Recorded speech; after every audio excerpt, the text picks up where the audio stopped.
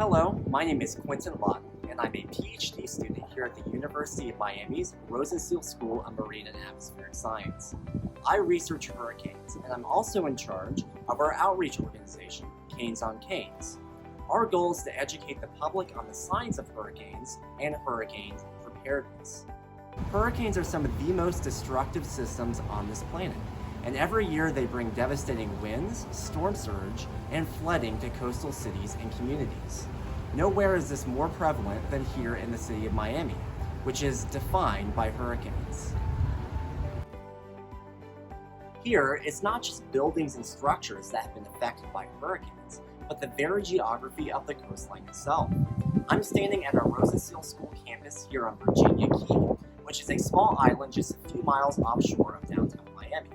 However, in the early 1800s, this was not an island at all, but was actually connected to the mainland, as illustrated by maps of the area at the time. It was not until a powerful hurricane made landfall here in the mid-1800s and carved out water channels that this became its own island. This is just a small example of how the South Florida coastline has been impacted by hurricanes.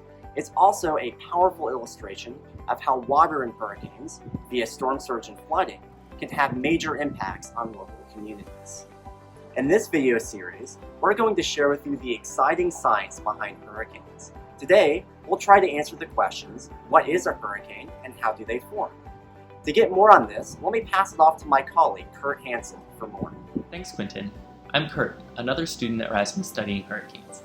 I will be going over the fundamentals, including what are hurricanes, how they form, and what impacts you can expect from these storms. So this is a satellite loop of Hurricane Rita. Hurricanes are large destructive storms that form over the tropical oceans over Earth. So I've been saying hurricanes, but there's actually many names for these storms. In the Atlantic and in the East and Central Pacific, these storms are called hurricanes. However, in the West Pacific, by Japan and China, these storms are called typhoons. And in the Indian Ocean and Southern Hemisphere, these storms are called cyclones. But it's important to remember that these are all different names for the same type of storm, which we can refer to as tropical cyclones. So this map shows all of the tropical cyclones that have occurred around the world. You'll notice there's a gap in tropical cyclones right at the equator. The reason for this is because of the Coriolis force. The Coriolis force is an apparent force that's caused by the rotation of Earth, and it causes the wind to deflect and spin around low pressure systems. However, at the equator, the Coriolis force is near zero, so any thunderstorms that might try to develop don't have enough spin to become a hurricane. Some other ingredients that are important for hurricane development are low vertical wind shear. Vertical wind shear is the difference in wind speed at different layers of the atmosphere. If the winds at the lower portion of the atmosphere are moving slowly, and winds at the top of the atmosphere are moving in a different direction, or moving much quicker, this causes thunderstorms to be ripped apart and prevents hurricanes from forming. Another important component is a moist atmosphere, and this is needed for thunderstorms to develop. Perhaps the most important ingredient in forming a hurricane is a deep layer of warm ocean. This is the fuel source of a hurricane. So next I'm going to be talking about the structure of a hurricane. This image I show here is a cross-section of a storm, as if I had taken a hurricane and cut it in half. You'll notice that the hurricane is very large and can extend miles away from the center of the storm. Around the storm there are rain bands, which are associated with gusty winds and of course heavy rain. The winds increase as you move closer to the center of the storm until you reach the eye wall. The eye wall is associated with the most intense thunderstorms and the strongest winds in a hurricane. Inside of the eye wall is the eye, which is a calm, sometimes even sunny, center of the storm. The wind speeds spiral inward as you get towards the center of a hurricane, and this spiraling motion is called the primary circulation. So at the surface, the winds move towards the center of the storm, they reach the eye wall and they move up, and then when they hit the top of the atmosphere, they move out. This motion of in, up, and out is called the secondary circulation of the hurricane. So we rank hurricanes based on the Saffir-Simpson hurricane wind scale, which organizes storms into categories of hurricanes and tropical storm and tropical depression. A storm gets a name once it reaches wind speeds of 40 miles an hour and becomes a hurricane once wind speeds reach 75 miles an hour.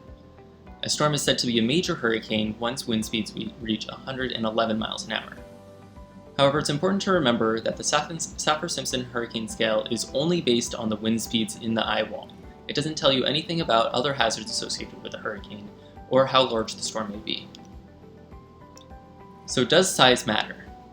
These are two satellite images of Hurricane Floyd in 1999 and Hurricane Andrew in 1992.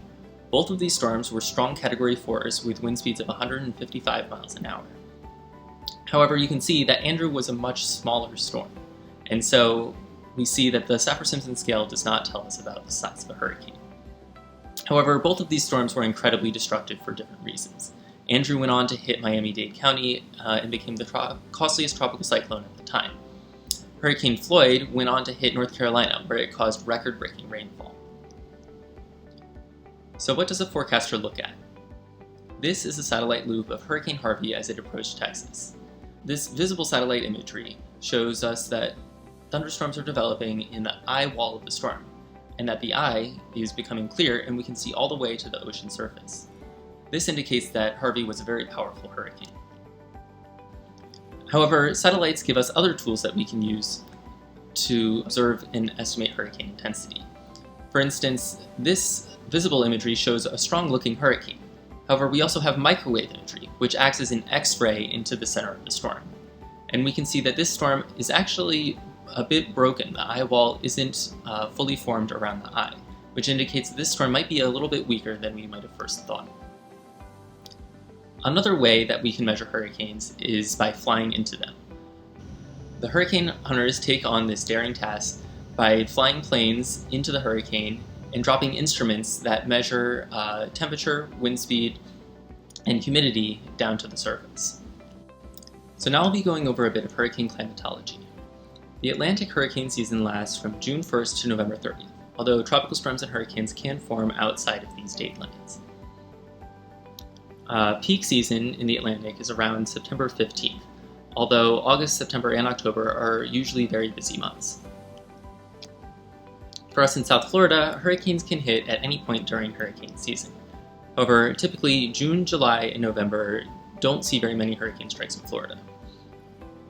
August is when activity really seems to pick up for us here in South Florida, and hurricanes that do hit us tend to come from the Atlantic, moving from east to west. Andrew is an example of a strong hurricane that hit South Florida in August. September is peak hurricane season, and South Florida does get a lot of hurricanes during September. For instance, Irma is a powerful hurricane that hit us in September 2017. October is actually the most active month for hurricanes in South Florida. This is because many storms form in the Western Caribbean and then move northward. Wilma is an example of a major hurricane that hit South Florida in October 2005. This map shows all of the major hurricanes that have passed over South Florida from 1851 to 2016.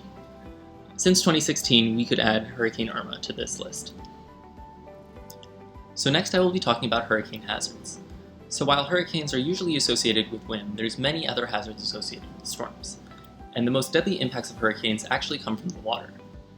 Some other impacts from hurricanes include storm surge, rain, tornadoes, and waves and rip currents. Now the wind is still a potential threat, and the wind can knock out power and knock down trees. So before a hurricane, remember to bring in any loose furniture. Waves are another threat from hurricanes that actually extend out thousands of miles away from the storm center.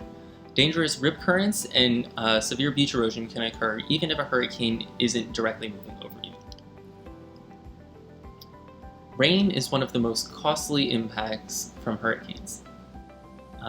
Hurricane Harvey made landfall in Texas 2017 and dumped up to 5 feet of rain over the Houston area. These heavy rainfalls and resulting floods caused over $125 billion in damage. Another impact of hurricanes are the tornadoes. At least around 70% of landfalling hurricanes cause at least one tornado, and most of them occur in the outer rain bands, hundreds of miles away from the storm center. For instance, this image here shows the location of Tropical Storm Debbie, which is in the northern Gulf of Mexico. And at this time, a tornado actually formed over South Florida.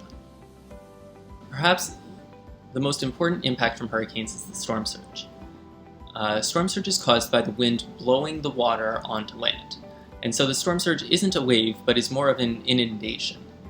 And the storm surge is the #1 cause of deaths in hurricanes and can cause sea levels to rise locally over 20 feet.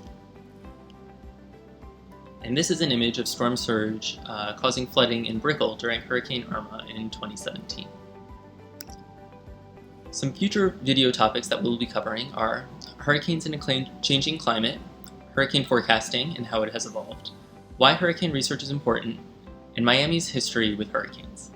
Hello everyone, it's Quentin again. We hope you learned some new exciting things about hurricanes that you didn't know before.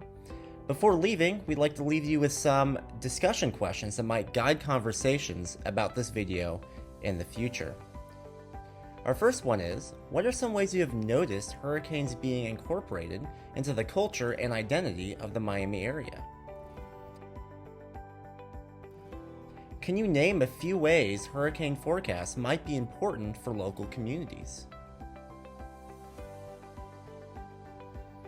What are some of the ways you think scientists might be able to measure the ingredients that allow hurricanes to form, as Kurt discussed before?